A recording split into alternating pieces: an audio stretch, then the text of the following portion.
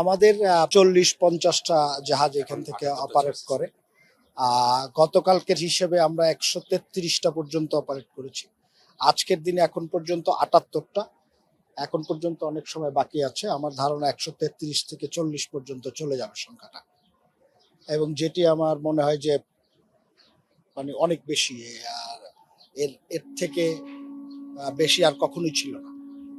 ওই ঘটনাটা কালকে আমরা টোটালি একটা ব্রিফ করেছি আপনাদেরকে, টোটাল ঘটনার উপরে। আমরা সার্বক্ষণিক ঘটনার উপরে মনিটরিং করছি, এবং আপনাদেরকে আমি জানিয়েছি যে 3জন মানুষ ক্ষতিগ্রস্ত হয়েছে, একজন নিহত হয়েছে, একজন নিখোঁজ আছে এবং একজন আহত আছে। এই 3জন মানুষ সম্পর্কে আমরা সার্বক্ষণিক খোঁজখবর নেওয়ার চেষ্টা করছি। যিনি নিহত হয়েছেন আজকে বাদ জোহর তার জানাজা হয়েছে। 3জন মানুষের বাড়ি আমার নির্বাচনী এলাকায়, সে কারণে আমি আরো বেশি বিষয়গুলো নিয়ে সবসময় খোঁজ খবর রাখার চেষ্টা করি, না হলেও রাখতাম যেহেতু আমাদের দায়িত্ব। যিনি অসুস্থ আছেন, রুবা বেগম ভদ্রমহিলা সুস্থ আছেন, হাত এবং পায়ে ইনজুরি আছে, বাট ওনাকে আমরা ইমার্জেন্সি থেকে কেবিনে ট্রান্সফার করেছি। যতদিন পর্যন্ত না উনি সুস্থ হয় ততদিন পর্যন্ত কেবিনে উনি থাকবেন। আর যিনি নিখোঁজ আছেন, আপনারা জানেন যে আজকের দিনে সকালেও আমরা আমাদের ফায়ার সার্ভিস এবং বিআইডব্লিউটি এর দুইটা আলাদা ডুবুরি দল চেষ্টা করেছে। আজকে যখন রাত্রেবেলা আবার চেষ্টা করবে, যখন লঞ্চ চলাচল কমে যায়। আপনারা জানেন যে এখানে লঞ্চগুলো কন্টিনিউ চলতে থাকে, তখন কিন্তু ডুবুরিরা কাজ করতে পারে না। একে তো হলো বিপজ্জনক হয়ে যায় বিষয়টা, আর একটা হলো যে ওরা ওই কাজ করার ওই সুবিধাটাও পায় না, কারণ পানিটা নিচে কিছু প্রবলেম তৈরি হয়, প্রপেলার ঘুরতে থাকে কন্টিনিউ, এই কারণে।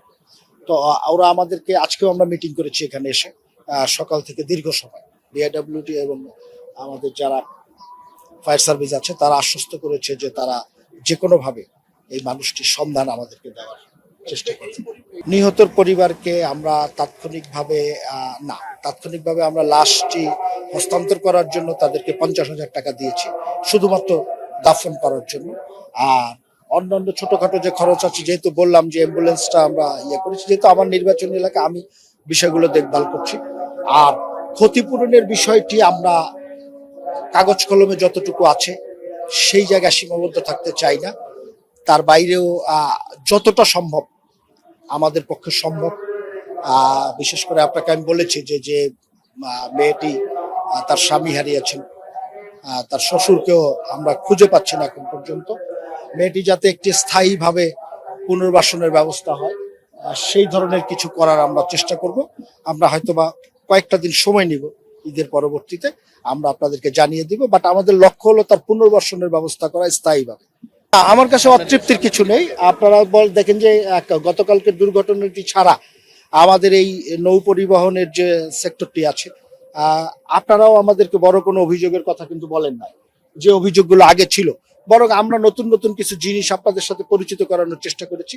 আর আজকে সারাদিনে যেটি আমি কনফার্ম করার চেষ্টা করেছি, দেখেন আমাদের চেষ্টা উদ্যোগ, মন্ত্রণালয় কর্মকর্তা কর্মচারী, আইন শৃঙ্খলা বাহিনী যেমন কাজ করবে, তেমনি ভাবে সাধারণ মানুষকেও আমরা অনুরোধ করব আপনাদের মাধ্যমে, তারাও যেন একটু সচেতন হয়, তারাও যেন তাদের জীবনের প্রতি একটু যত্ন নেয়।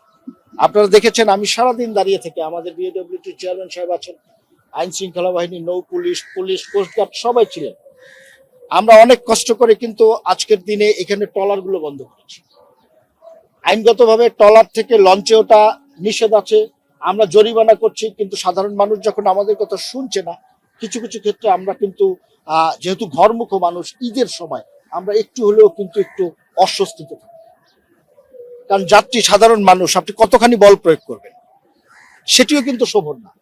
আমরা আজকে দাঁড়িয়ে থেকে লঞ্চ মালিকদেরকে সাথে নিয়ে তাদেরকেও পেনাল্টি করেছি।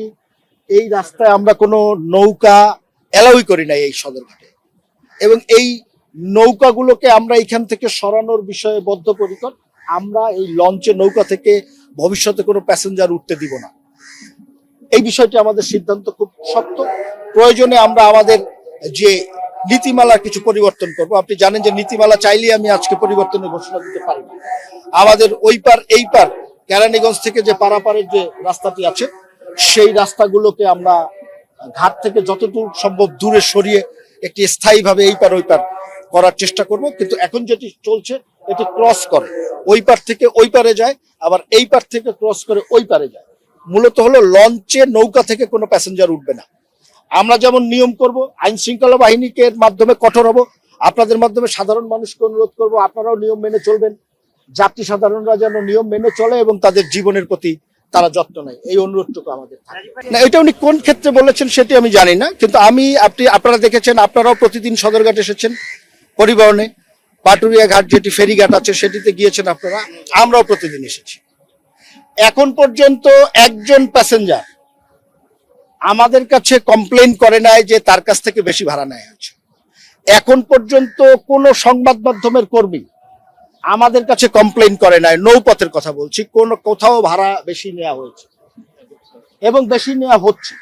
বরং আমরা 10% কম ভাড়া নির্ধারণ করা হয়েছে, সেটিকে টানিয়ে দেওয়া হয়েছে। এটি হলো এইখানের বাস্তবতা। এবং মজার জিনিস হলো, আমরা কিন্তু প্রতিদিন আছি, আমরা সকাল থেকে আছি, সাধারণ মানুষের সাথে কথা বলছি, আপনাদের সাথে কথা বলছি, বারবার কথা বলছি, কেউ বলছে না। এখন কে কি বললো, কিসের ভিত্তিতে বললো, সেটি কিন্তু তাদেরকে জিজ্ঞেস করা উচিত। যদি কেউ বলে থাকে যে এখানে ভাড়া বেশি, তাহলে নিশ্চয়ই তার কিছু ভিত্তি আছে, উনি সেই ভিত্তিগুলো আপনাদের কাছে উপস্থাপন করুক, আপনারা আমাদেরকে বলেন কিংবা আমাদের কাছে বলুক। এখন যদি কেউ ব্যক্তিগত উদ্দেশ্য বা রাজনৈতিক উদ্দেশ্য নিয়ে কোনো কথা বলে থাকে, সেটি তো ভিন্ন বিষয়। সেটি বিবেচনার ভার যেমন সংবাদ মাধ্যমে যারা আছেন আপনাদের, সেটি বিবেচনার ভার কিন্তু সাধারণ মানুষের।